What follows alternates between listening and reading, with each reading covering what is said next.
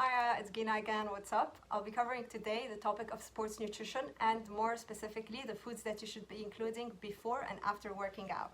The first one is carbohydrates, your main source of fuel. Why is that? It's because carbohydrates are stored in your muscles in the form of glycogen, and glycogen is the primary source of energy for your muscles when you're doing exercise.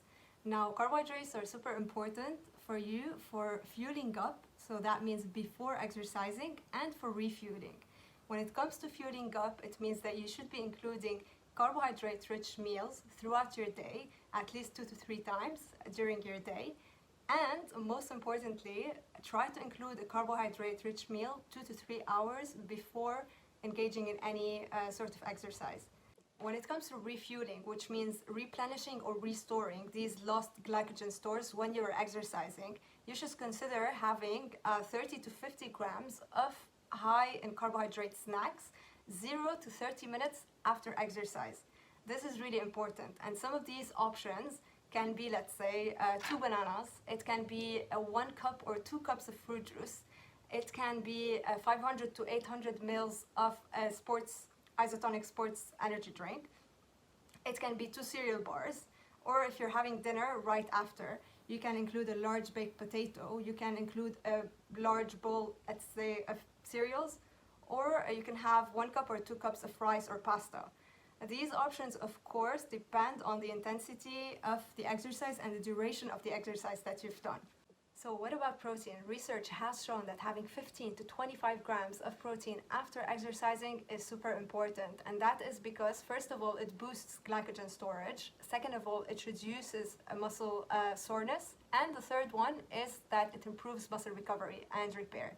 Now, you have to be very careful when it comes to having higher protein content in your food after exercise, because research has shown that this does not increase muscle gains.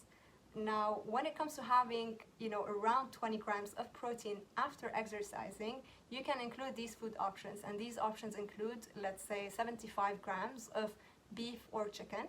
It can be 100 grams of fish. If you're a vegetarian, that can be 3 boiled eggs. Or if you're vegan, that can be around 1.5 cups of lentils and pulses in general. When it comes to fats, healthy fats have anti-inflammatory properties, and these include monounsaturated fats and omega-3 fats. These can include, let's say, olives or avocados, or vegetable oils like canola or rapeseed oil, or avocado oil or olive oil, or you could also include nuts or seeds. When it comes to hydration, of course, water is super important, especially when you're doing moderate exercise, let's say less than an hour or an hour. But then when you're doing high intensity exercise and you're sweating a lot, then you should be probably considering an isotonic sports drink to replenish the lost not only fluids but also electrolytes in your body.